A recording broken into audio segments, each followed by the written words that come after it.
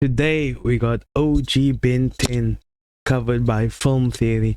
Let's jump straight into the video. If you like Ben 10, like and subscribe to the channel. Let's get it. The Omnitrix is destroying Ben 10. If you dig into the lore of this series and actually look at the science of what's going on with this handy little device, you'll realize that Ben 10 might be digging himself a deeper grave every single time he's using it. And that could result in a fate even worse than death. Ooh! Hello, Who got that? Who got that? In the Omnitrix, he got like all the Theaters channels logos, so you saw the trophy for Game Theory, and this is Food Theory, and then Fashion and Film Theory. Now that's fire. Always, whoever does, I forgot his name, the editor of these videos does a great job. Hello, Internet! Welcome to Film Theory, the show that's no ordinary kid because an alien device stuck to my wrist and did what it did. And it wants to challenge you to transform that subscribe button in 5 seconds. You ready? Already 5, subscribed. 4, 3, 2, 1! Did you manage to transform in time? So if you didn't pick it up, today we are finally cracking open the absolute classic that is the Ben 10 franchise. This Cartoon Network series is all about a 10-year-old named Ben Tennyson, whose life changes forever when he finds an extraterrestrial weapon called the Omnitrix while out on a walk in the woods. With this device, he can transform into any alien on a genetic level, each species with their own unique abilities. Speed, flight, strength, durability, shooting fire from fingertips, rewriting entire galaxies from scratch. You know, the basics for crime fighting. Basically, if there's any superpower you can imagine, there's an alien for it. So Ben teams up with his cousin. Upgrade is my favorite alien, by the way. Just putting it out there. Upgrade is the best, in my opinion. Better than... Let me see if I can name all the OGs. My favorite upgrade. Then there's Heat Blast, Forearms, Wild Mutt, Accelerate, Ghost Streak. I said Forearms, Lockjaw. I think that's about it. What am I missing? In the OG cast, Diamond Head. Yeah, I think that's everyone. Cousin Gwen, who has magical talents, and their grandpa Max, who already knows a suspicious amount about alien life and technology to do heroics across the world. And from there, the entire franchise follows Ben's journey as he matures and masters his newfound powers to defend Earth from threats both domestic and extraterrestrial. As a proud 90s kid, I came to the Ben 10 franchise a little late and didn't realize just how powerful a series it was. Seriously, I was shocked by the sheer amount of content that's been produced by this concept. 5 whole TV shows, 5 movies, a bunch of TV specials, crossovers, video games. I actually didn't know this, but Ben 10 is one of the highest earning media franchises in history, with billions in revenue. It's standing shoulder to shoulder with titans like Pirates of the Caribbean and the Muppets, and it's ahead of the likes of Superman, Shrek, and Sonic the Hedgehog. Ben 10 is flourishing, and it's one of those rare franchises that grew up with its audience. Seriously, some of the jokes made in later series are just like so out of pocket. Look, I enjoyed this Ben too. I don't like the newer Ben 10. Like, if any of you have kept up with newer cartoons, the newer Ben 10 is gone back to a more... Maybe it's because I'm still a teenager that I really enjoyed this version of Ben 10. But the newer one went back to him being more childlike. But it's okay because they're catering to their original... Because we've obviously grown past the Ben 10 by now, I'm assuming. Gwen, you have to treat a car like you treat a woman. Go on. No, I sense I've made a mistake of some kind. While other parts leaned into... I'm good at voices, and how have I never noticed before that sounds like Beast Boy's voice actor from Teen Titans Go.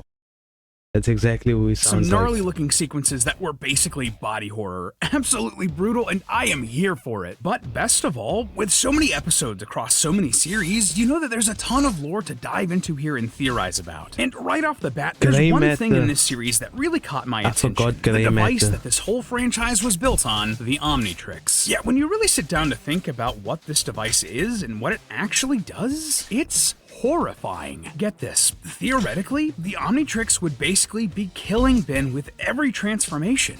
Yeah, every single one. By trying to play hero and live vicariously through all of these alien transformations, Ben would be digging himself a deeper hole every time he tries to save the world. Don't believe me? Well, get ready to fight some crime, loyal theorists, because it's theory time. So the best way to start diving deep into the ill effects of the Omnitrix would be to discuss what exactly the Omnitrix is and what it does. Because let me tell you, in my time exploring the iceberg of lore that came packaged with Ben 10, the Omnitrix is the gift that keeps on giving. This tiny little device on Ben's wrist is much more than meets the eye. For example, did you know that according to series creator Duncan Rouleau, this thing operates faster than the speed of light? Yeah, this little thing is so powerful that it breaks the laws of physics. But that's just the beginning. In the original series, we're given incredibly little information about how exactly the Omnitrix works. I mean, even the theme song points this out.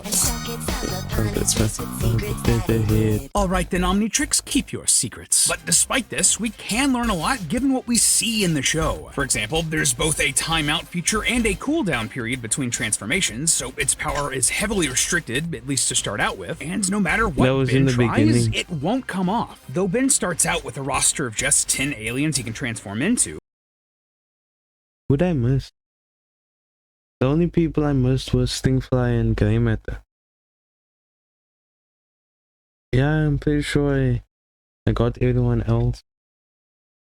Heat Blast, Ghost Freak, Upgrade, Forearms, Accelerate, Lockjaw, Diamond Head, Wild Mutt, Name at the Sting. Yeah, I think I got everyone. Ben 10, I see what you did there. There are over 1 million inside. Who knows how many more alien hero dudes are inside this thing? It's also not the most durable or accurate device, considering that Ben tried to jailbreak it with a screwdriver, yeah, just like a normal screwdriver, and it's glitchy and known to have a mind of its own. Yeah, usually when Ben finds himself between a shock rock and a hard place, you can bet it's the Omnitrix doing something weird. But when it comes to figuring out how exactly this thing works, the series' big bad evil guy and Ben's arch nemesis Vilgax is the first to provide us any useful details. How? Well, because when he first meets Ben, Vilgax is disappointed and surprised that Ben already has the device, for a very specific reason. Appears the Omnitrix is already merged with your own DNA. Wait, hello? What? Yeah, in case you missed that, the Omnitrix merged with Ben's DNA, and that's a huge deal. Later in that same episode, we see a scan of Ben, and the Omnitrix has completely affected Ben's entire body. From the double helix of his DNA to his tippy toes, not just the wrist that the Omnitrix latched onto. It's literally become a part of him in a way that seems pretty sus, like some sort of parasitic organism I was stuck just to thinking Ben. that. And I mean, come on, the visual similarities to classic alien Or symbiotic parasites symbiotes. can't really be ignored, right? The Omnitrix moves on its own. It liquefies into an amorphous goo that jumps on him, latches onto his arm, and won't let go. It also literally changes Ben's biology enough to do impossible things to protect itself and its host. Like there's an episode of Ben 10 Alien Force called Single-Handed, where the villain of the week actually chops off Ben's hand. But don't you worry, both Ben and his hand are totally fine. In fact, he can still feel it and move it, and so he does, blindly fighting back. That takes the form of just kind of,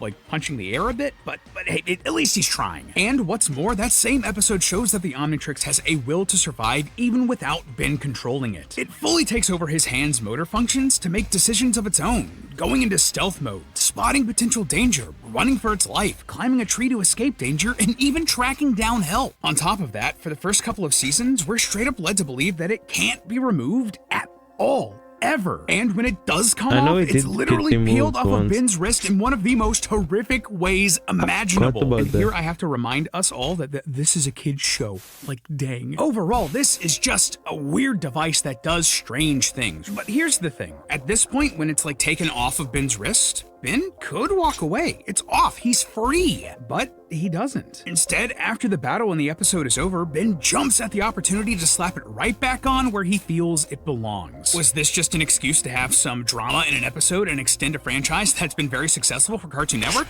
I mean, yes, but on top of that, we're just a couple seasons into this show and the Omnitrix is already more than just a cool toy or a tool. It's a part of Ben's identity, enough so that he can't wait to continue his dangerous antics with it. And that's just the beginning. The further the franchise goes, the more the Omnitrix becomes part of Ben's self-image. For example, he starts to view his alien transformations as just extensions of himself. He's devastated when any of them are destroyed.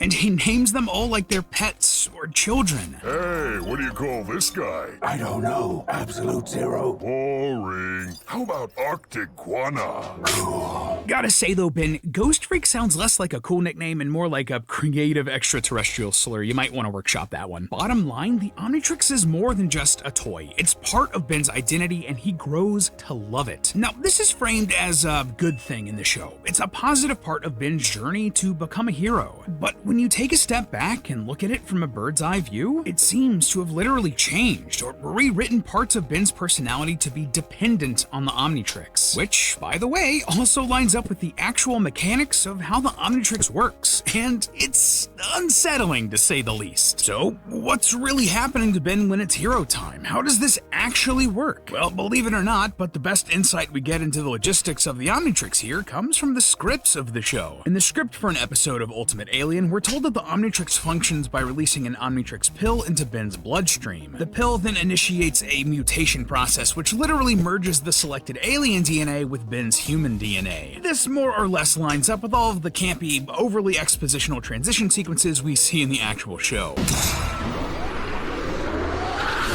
But hey, get this, because of this, we can figure out pretty much how and why the Omnitrix has a timeout feature. Yeah, early on in the series, the timeout feature with the Omnitrix is an important part of Ben's transformations, both creating drama during the franchise's fights and protecting Ben. Yeah, in more than one instance, Ben has to fight off possession from his alien forms, whether it be through their body's natural instincts or the sentience of the alien overpowering Ben's consciousness. The big example of that is Ghost Freak, who grows stronger inside of the Omnitrix and can eventually take control of Ben while he's transformed. That's a gross oversimplification of like a giant storyline, but it's a whole thing. So, knowing that Ben has a hard out of hero time with that timeout feature is a nice security blanket. Inevitably, Ben will flash red and transform back into his normal state. And if the mutation process is basically like taking a real pill, naturally, that would also eventually wear off. Like when you have a headache in real life and you take a painkiller like Tylenol, the pill is dissolved in your stomach, absorbed, and then makes its way into your bloodstream. This is also why these sorts of pills eventually wear off. Like, this is a very, very simplified explanation, but organs like the liver and kidney eventually clean it out of your bloodstream and out of your system. If the Omnitrix pill works anything like Earth medicine and is absorbed into the bloodstream, which eventually clears it out, all of a sudden, the Omnitrix's timeout features make a lot of sense. It serves as a heads up that Ben is out of time, that the Omnitrix pill is working its way out of his system, and that he's going to revert to his natural state. Now, that all sounds well and good, but, well, all of a sudden, this should become a big problem for Ben here because the Omnitrix also has something called the Master Control function. This is pretty much exactly what it sounds like. Unlocking the Master Control function means that Ben can transform into any alien he imagines with only a single thought. He has open access to all 1,900,000 and something catalog species, and as long as the power reserve isn't being exhausted faster than the Omnitrix can recharge itself, he can stay transformed for however long he wants. Yeah, this is basically like taking the training wheels off a bike. A bike that's faster than the speed of light. I'm still not over that. So Ben can now control when, what, and how long he transforms. Presumably he's sort of overridden the Omnitrix pills and is getting more into his system. Shouldn't that be a good thing? Well, it would be, except for one thing. The longer Ben is transformed, the worse that would be for him. And we know that thanks to a source that hits really close to home for me, trivia. See, back in the day, Cartoon Network would occasionally run marathons of their shows. During these, little bits of trivia would pop up on the screen, giving viewers a bit more insight into the shows and their universes. Ben 10 had a ton of these, but the one that I want to focus on here, one of the bits of trivia for Season 2, Episode 8 reads, "The Omnitrix's time limit is to prevent the alien DNA attaching permanently." I figured as much. Now, I don't think I watched the OG Ben 10 while it marathoned on Cartoon Network. But if you think about it, right, if there's a limiter, it's so that obviously the DNA doesn't fully bind onto Ben's DNA. Because I remember in one of the Ben 10 movies, it wasn't the OG Ben 10, it was Ben 10 Alien Force, I think. Then everywhere there was, I think it was a problem with the Omnitrix, and then people around Ben would mutate into the aliens. Who remembers that movie? If you know the name of that movie, comment it in the comments, because I can't think of it right now. But everything goes crazy, wild mutts everywhere. Then there was the big fight between the two way bigs. That movie, I think you guys should know. To its host. Yep, you heard that right. Permanently attaching to its host. That means that if Ben were one of these aliens long enough, he'd permanently transform into it. The Omnitrix pill wouldn't work its way out of his system, and his DNA wouldn't be able to turn back. So how then can he be turning back into Ben once he's unlocked the master control function and his DNA is permanently changed? Well, when Ben is fully in control of his transformations, things look a little bit different. Before, when it wore off like a pill being sweated out of his system, the flash of the transformation was red. But now, after Ben is completely in control, when Ben goes default, the flash is bright green, basically identical to the light created by every other alien transformation we've seen throughout the franchise. What we're seeing here isn't a transformation wearing off, it's a completely different transformation. Ben is permanently an alien here, and an Omnitrix pill is mutating him back into a human. His DNA is being altered back from this alien transformation into the DNA of Ben Tennyson, which does check out with how the Omnitrix works. Basically, when a new alien touches the Omnitrix, that specific alien's DNA becomes the basis for any future transformations into that species. So Ben was just the human DNA sample taken by the Omnitrix. And just some extra proof here that Ben's body is the basis for the human DNA stored in the Omnitrix. Well, there's a recurring villain in the series named Albedo. He was the assistant to the guy who originally created the Omnitrix, but he wanted the Omnitrix for himself. Albedo eventually tries to make an Omnitrix of his own, but when he puts it on, it reacts with the original Omnitrix that Ben has. It's like some weird version of their alien cloud storage got synced up and changed the setting on Albedo's Omnitrix. It suddenly thinks that its host is supposed to be human and transforms Albedo into an exact copy of Ben. Eventually, his alien DNA merges with Ben's, leaving Albedo permanently transformed, trapped in a body that is not his. I am stuck in a sticky, sweaty, noisy, hungry, hairy, smelly teenage human body, constantly craving chili fries and scratching myself in places I suspect are inappropriate. Wow, he really is you. Ugh, shiver. Again, this is a kid's show. That's dark conceptually. And remember, this isn't just his appearance that's getting altered. This is happening on a DNA level, and the Omnitrix can change your personality. Albedo's consciousness is trapped in a snapshot of Ben's body. This is making so much sense now. No. Oh. No wonder in the show, when he loses control. Now I'm thinking about Ben 10,000 with the two Omnitrix that merges aliens. How does that work? Maybe that's for another time.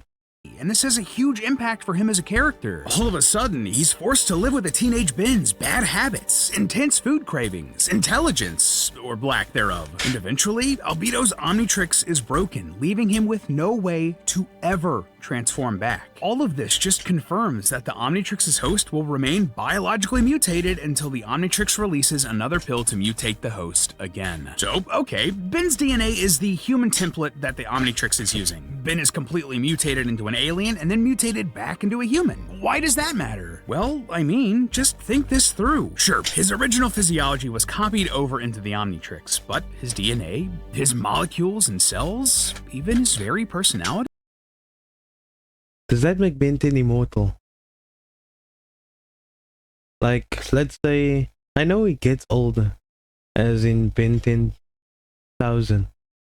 But then think about it like this. If he can use the Omnitrix to mutate himself to the DNA sample that's in the Omnitrix that has the younger DNA, like OG Ben 10, wouldn't that make him immortal? All of it was irreversibly mutated. DNA is incredibly important to making a person who they are. Even though every human's DNA is 99.9% identical from one person to another, that 0.1% difference is enough that created billions of different people with unique personalities and experiences and traits. So imagine how completely different an alien's DNA must be, how different that must make Ben every single time he transforms. Ben Tennyson, as we knew him, more or less died in Episode 1, the very moment the Omnitrix first triggered his transformation into Heat Blast. He's not turning back into Ben with every transformation, he's being remutated back into a human that was based on that original Ben, with the firmware of his brain updated to just love the Omnitrix. And the worst part? This might end up destroying Ben entirely in the long run. See, if you watch the whole run of the Ben 10 franchise, you'll notice that the producers did the smart thing and had Ben age with each new series, growing up with the audience who started watching the original show. Yeah. And there's more than one episode where we meet future versions of Ben, so we know that he will continue to age into adulthood. So, as Ben ages, the Omnitrix is keeping up with him. And given the mechanics of how we know the Omnitrix works that we've laid out here today, that means that it's copying his DNA over and over and over as he ages, rescanning and updating its Ben sample with every recalibration. As the series goes on, Ben is transforming back into a copy of a copy of a copy of a copy of a copy of his original body. And But is he able to transform into an older copy? Like, if he finds... If that's able to happen, that makes him immortal. just like a JPEG Immortal. being saved over and over and over again, eventually, the Ben we know may be completely unrecognizable, like a pixelated mess of an outdated meme. But hey, that's just a theory. A film theory. And cut! Up next on Film Theory. Wait. That was fire. That was so interesting. If you guys like the video, remember to like and subscribe, and I'm out.